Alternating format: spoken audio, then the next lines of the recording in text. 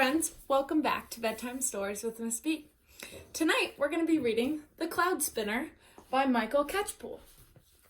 Before we begin reading, make sure you find a comfortable spot, grab a grown-up or your brother or sister or another family member, maybe a pet, and let's get reading.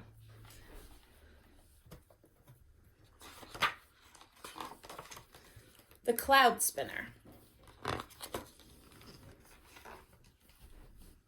There was once a boy who would weave cloth from the clouds. He had a spinning wheel and a loom on top of a hill. As the clouds passed with a whirl of the wheel, he would spin them into thread, gold in the morning with the rising sun, white in the afternoon, and crimson in the evening, just as his mother had taught him.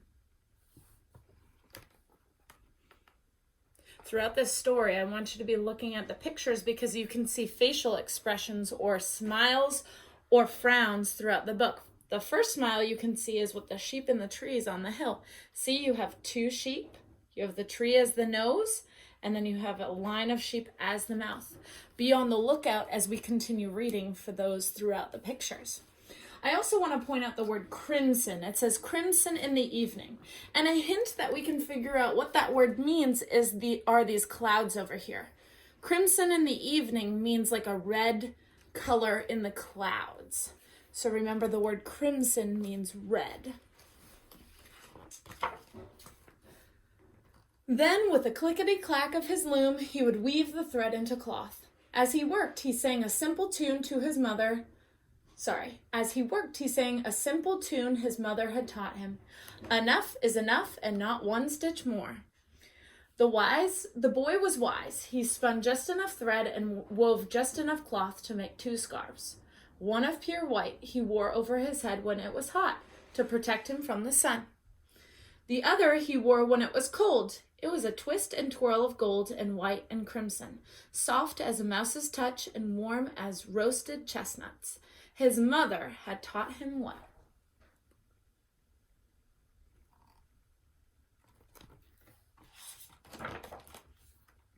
One chilly market day, the boy walked down the hill, a basket in his hand and his scarf around his neck.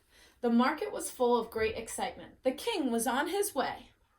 Soon the king rode grandly by, hardly noticing the curtsies and cheers. But what his greedy eyes did notice was the wonderful scarf of gold and white and crimson.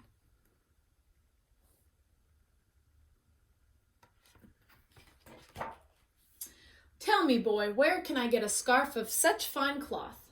Nowhere on earth, the boy replied. Then, how did you get yours? Snapped the king. I made it, said the boy. Then you will make another for me, a longer one, much longer, for I am the king. But the boy said, it would not be wise to have a long scarf made from this cloth.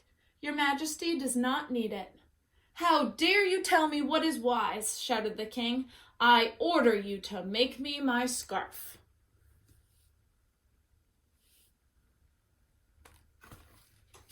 Do you think the little boy's going to agree to make the king his scarf? Let's see.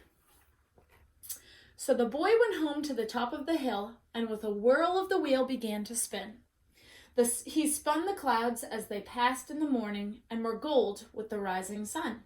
He spun in the afternoon as the clouds sailed past, white as snowdrifts. He spun in the evening when the clouds were crimson. Then, with a clickety-clack of the loom, he wove the thread into a long, long scarf.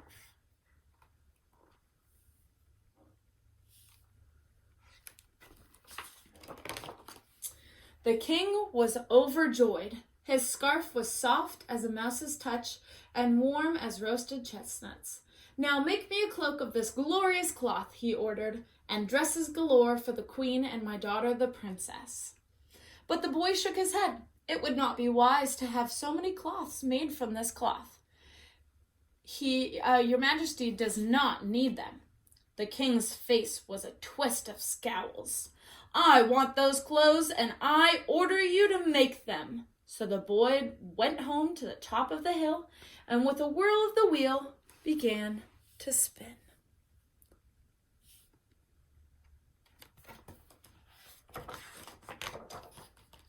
He spun the clouds as they passed in the morning and were gold with the rising sun. He spun in the afternoon as the clouds sailed past, white as snowdrifts. And he spun in the evening when the clouds were crimson. He spun, and it got harder and harder, for soon there were fewer and fewer clouds.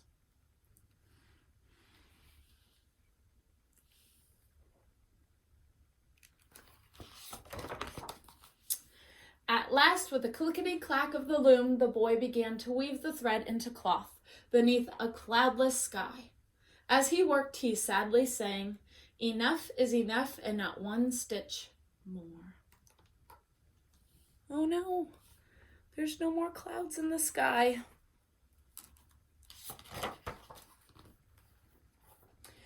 The king was delighted. He put on the wonderful cloak, and the queen and the princess each put on a beautiful flowing dress.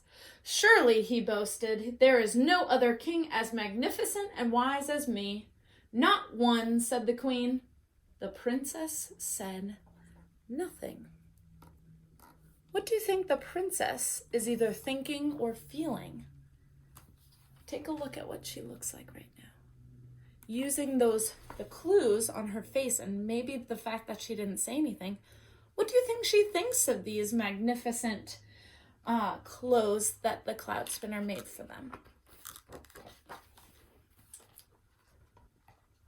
But day after day, as they wore their marvelous clothes, not one drop of rain fell from the cloudless sky. "Your Majesty," pleaded the villagers, "our animals are thirsty and our crops are all dying." "There's nothing I can do," shouted the king, walking this way and that, his cloak trailing behind him. "Why are you moaning to me?" The princess said nothing. So because the king asked for these magnificent clothes made out of the clouds, his kingdom and the members of his kingdom can't grow their crops, which are their plants or maybe vegetables, and their animals don't have any water to be able to drink. But that evening, she quickly slipped out of the palace. She wore a simple dress, and in her arms was a bundle, soft as a mouse's touch and warm as roasted chestnuts. She crossed the dry, dusty gardens and the brown fields beyond and climbed to the top of the hill. Stepping forward, she knocked at the boy's door. "Is it too late to undo what has been done?" The boy smiled and said simply, what do you think the boy is going to tell her?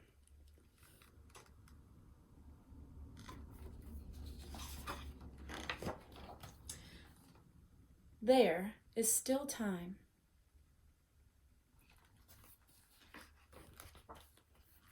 When the king awoke the next morning, he could not find his wonderful cloak. The queen could not find her beautiful dresses. They searched the palace for the clothes that the boy had made, but they were gone. While outside, the villagers danced for joy as the rain began to fall from the clouds in the sky. It rained and rained and rained. The king and the queen looked out and wondered. What do you think the king and the queen are wondering?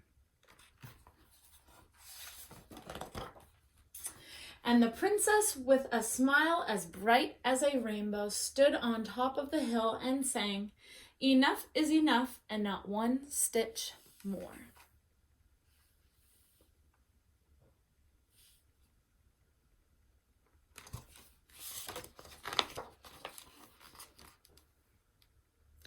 The end. I hope you enjoyed this very fun book, and I hope you have a great weekend. See you later.